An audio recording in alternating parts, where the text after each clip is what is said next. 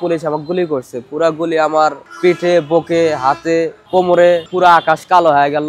মানে আমার ধীরে ধীরে মনে হয় যে আমি মারা যাইতেছি। আমার 5টা আত্মার 4টা আত্মায় চলে গেছে, আর একটাই শুধু আছে। আমার শরীরে মোটমাট গুলি ছিল আপনার 250 প্লাস। আমার নাম মোহাম্মদ আব্দুল মজিদ। আমি আগে কৃষি কাজ করছি, করে আমার সংসার চালাচ্ছি। আমার মা প্যারালাইসিস, আমার মা এবং আমরা ফ্যামিলির 2 জন।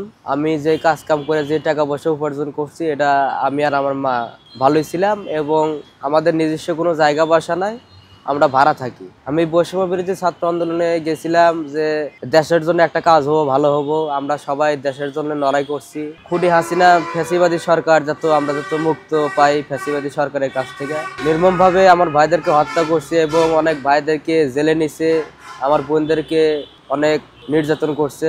আমি বাসা থেকে সহ্য করতে পারি নাই, আমি সেই কারণে তাদের সাথে মিছিলে যোগদান করছি। আমি ওই দিন সকালবেলা খাইবার বসছি, খাওয়ার সময় দেখি বিশাল বড় মিছিল। আমি খাওয়া দাওয়া বাদ দিয়ে আমি তাদের সাথে মিছিলে যোগদান করি। ওই সময় আমি হাতও ধুইছিলাম না, ওই সময় আমার হাতের সাথে ভাত ছিল।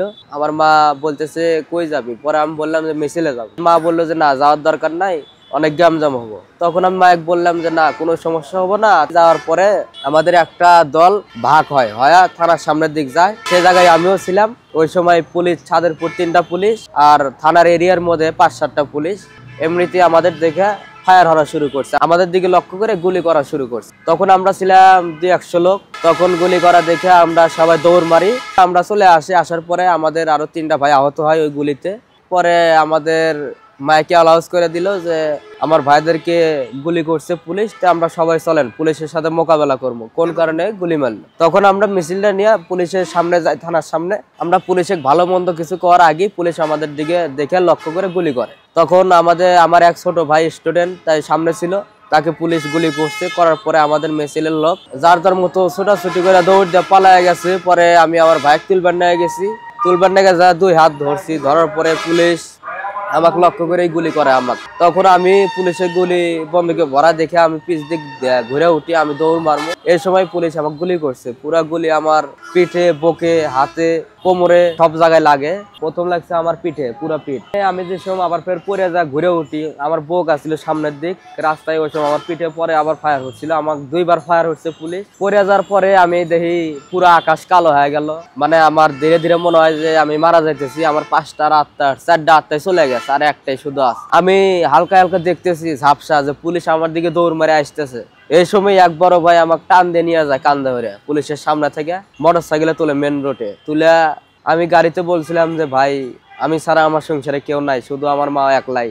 তা মাটা প্যারালাইসিস, আমি যদি মারা যাই তাহলে আমার মাও বাঁচবো না। ভাইয়া যে কোনো উপায়ে, যে কোনো ভাবে আমাকে বাঁচান, কারণ আমার বাঁচে থাকা দরকার। এই সময় উপজেলা স্বাস্থ্য কমপ্লেক্সে আনার পরে আমার 3টা বোতল ভাইডিং শুধু পিঠ আর বুকে খালি ফাইলা দিয়া খালি ঘষলো তারা, যাতে রক্তটা বন্ধ হয়। পরে আমি বলছিলাম যে ভাই, আমি যদি মারাও যাই তারপরে আমাকে একটু পানি দেন, আমি একটু পানি খাই মারা যাব। 1 গ্লাস পানি দিচ্ছে। পানি খাওয়ার পরে আমার ধীরে ধীরে চোখটা একটু ক্লিয়ার হচ্ছে। ওই সময় আমি আকাশের আলো দেখতে পারছি। আমি বলছিলাম যে আমার আম্মাকে একটু খবর দেন, আমার বাসা হাসপাতালের পিছনেই, তা আমি আমার মাকে একটু দেখবো, কারণ এটাই মনে হয় শেষ ইচ্ছা আমার মায়ের দেখা। তারপরে শহীদ জিয়াউর রহমান মেডিকেল কলেজ বগুড়াতে নিয়ে যায়। জরুরি বিভাগে যে সময় আমাকে ঢোকাইছে, ঢোকানোর পরে আমার প্যান কাটছে, আমার গেঞ্জি কাটে ফেলাইছে, কাটে ফেলে আমাকে ভাইডিং দিছে। 5টা বোতল ভাইডিং আমার শরীরে দিয়া তারা ঘষাঘষি করছে রক্ত বন্ধ করার জন্য। অপারেশন থিয়েটারে নিয়ে যায়। 7 দিন পরে আমার 7টা গুলি বের করে। তারপরে 15 দিন পর আমাকে রিলিজ করে দেয় মেডিকেল। তারপরে আমি উন্নত চিকিৎসার জন্য বগুড়া মাজিরা ক্যান্টনমেন্টে আমি চিকিৎসা নিয়েছিলাম। ওই জায়গায় আমাকে বের করে দেয় 7টা। আমার এই 14টা গুলি বার করার পরে আমাকে এমআরআই করছিল। এমআরআই করে আমার মারজার পিছনে হাড্ডিটা ফাটে গেছে, যে কারণে আমি দৌড় দিতে পারি না, জোরে কোনো নড়াচড়া, কোনো কাম কাজ করতে পারি না। এখন স্বাভাবিক মতো আমার বাড়িতে আমি বসে থাকি, আগের মতো কোনো কর্মটর্ম করতে পারি না, কোনো ইয়া নাই, ইনকাম নাই।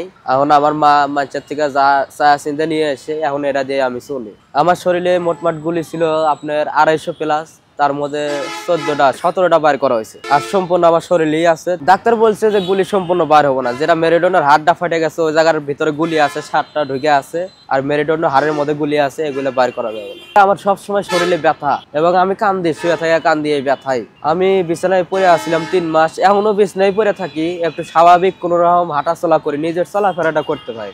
ওই 3টা মাস আমার একটাই চিন্তা, হয়তো আমি আর খাড়া দাঁড়াবার পারবো না, আমার মনে হয় এইভাবে জীবনটা পার হয়ে যাবো। কিন্তু আল্লাহর রহমতে আমি একটু দাঁড়াইতে পারি, এখন স্বাভাবিক কোনো রকম। আমার যাওয়া ঠিক হয় নাই। আমার যে এই একটা ফ্যামিলি, আমি যে এই ফ্যামিলি ঘরের ছল, আমার এই আন্দোলনে যাওয়া ঠিক হয় নাই। কারণ ঠিক মনে করলাম নেই, কারণ আমাদের যদি সুচিকিৎসা, উন্নত চিকিৎসা, আমাদের যদি যে ক্ষতিপূরণটা হয়েছে, আমার যে অর্থটা আমি ব্যয় করছি এগুলি খাওয়ার পরে, এটা আমার যাওয়া ঠিক হয় নাই। কারণ আমাদের যদি সবকিছু সম্পূর্ণ দায়ভার যদি সরকার নিলে নে আমাদের উন্নত চিকিৎসা, তাহলে হয়তো আমরা বললাম নি যে না আমাদের যাওয়া ঠিক আছে। আমার এখন মনে হয় না যে আমি কোনো কিছু করে খাইতে পারি আর এবং ভবিষ্যতে পারবো, এই ধরনের কোনো কিছু ইয়া নাই। এবং আমার শরীরে এতগুলো গুলি আছে যা বার করা সম্ভব না, এটা নিয়ে পাশে থাকাও সম্ভব না। এটা আমার জীবন যাবো কষ্টের উপর। এখন আমি চাই যে আমার উন্নত চিকিৎসা এবং আমি এমন একটা কিছু করে খাইবার যাতে পারি, এটা যাতে সরকার আমার দিকে যাতে লক্ষ্য করে।